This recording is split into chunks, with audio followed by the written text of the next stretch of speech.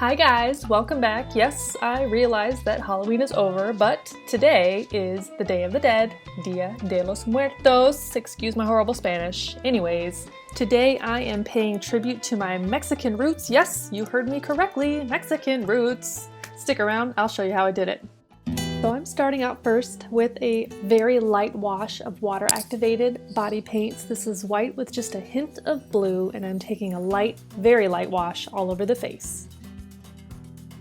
I then took the white Mayron cream stick and put it on all of the high points of the face, and then I worked on blending for a nice even finish.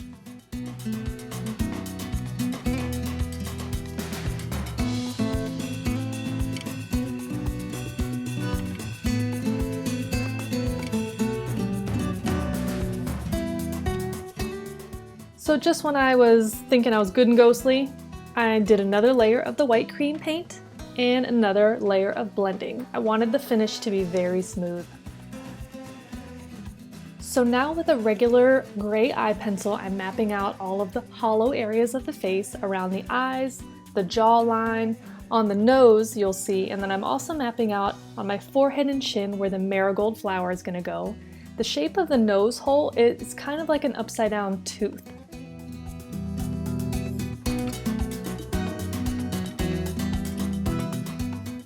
Now with these blue-toned eyeshadows, I'm going into the shadowy areas and I'm really taking my time to build the color. I didn't want to get too dark, so I'm starting out with lighter blues and then building with a darker blue and then eventually adding black colors until we get a nice, beautiful finish. Started to use the shadow to shade the nose hole, but then I thought, well, that's dumb because I'm just going to paint it. So I mixed together a black and blue wash and I went into the nose hole, but then after it dried, I did add the shadow on top of that for a little bit of dimension.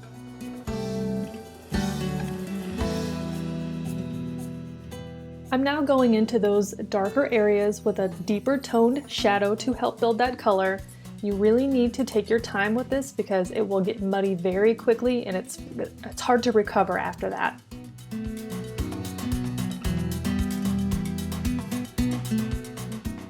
Yes, it's a skeleton, but it's me we're talking about. Of course it has eyebrows. So I'm using the mix that I used for my nose and I'm painting on some really sharp eyebrows, and then I'm going to go over the top with a blue liquid eyeliner to create little brow strokes. You know, that's my signature these days.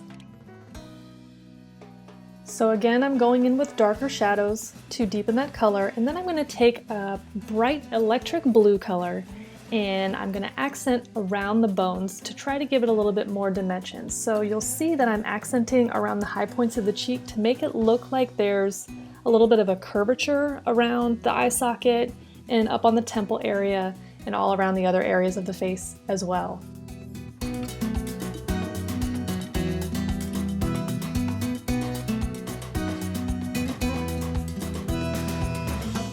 I'm using an eye pencil now to map out the layers of the marigold flowers on my forehead and chin, and then I mixed up yellow, red, and orange body paints to sort of a marble effect for each petal, and then I carefully layered them on layer by layer.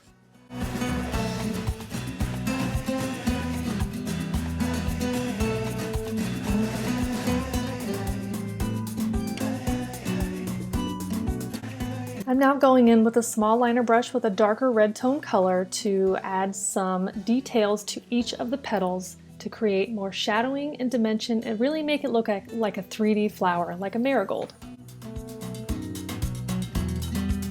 After that liner detail, I took brown shadow and did the same thing, and then I went over that again with a yellow shimmer shadow, and then I mixed up more light toned, like a yellowy light tone highlight color, and added that with a liner brush as well.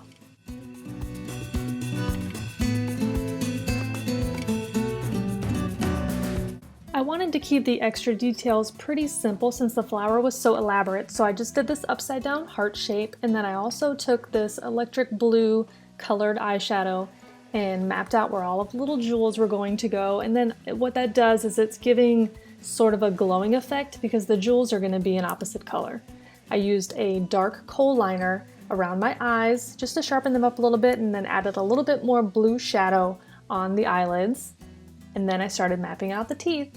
So again, this was a slow buildup. I used the shadow to map out where all the teeth were going to go, and then I extended the lines a little bit longer to make them look a little bit more realistic. Then I went back through with that same blue-black color to sharpen up all of the lines.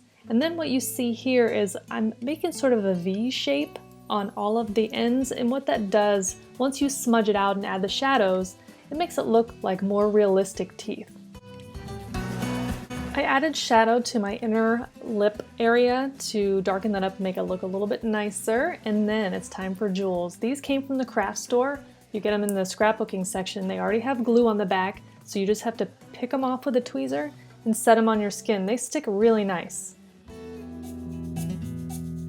So here I thought the teeth needed a little bit more definition, so I mixed up some white body paint and then I added some highlight areas, and it really did wonders. They really look like teeth. Now it's time for lashes. These came from Walmart. They were a set, and you can see that I painted the bottom ones with like an orange body paint. And then I popped in my contact lenses and my sassy blue wig. I made this flower crown using flowers from the Dollar Tree that looked most like marigolds. I found a Dollar Tree headband, glued this strip of felt on top so that I could attach these flowers with hot glue, and shablam! Flower crown.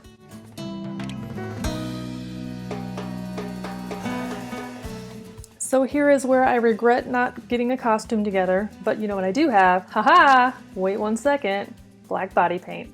I mixed up some black body paint, painted myself so I can be a beautiful floating head, and voila!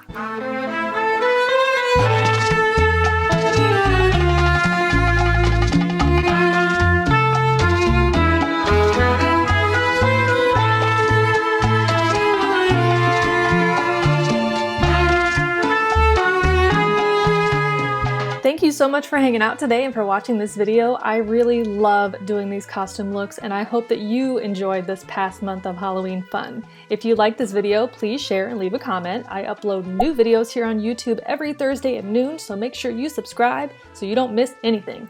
You can follow me on Instagram, Twitter, Snapchat for more shenanigans, and I will catch you in the next video. Bye!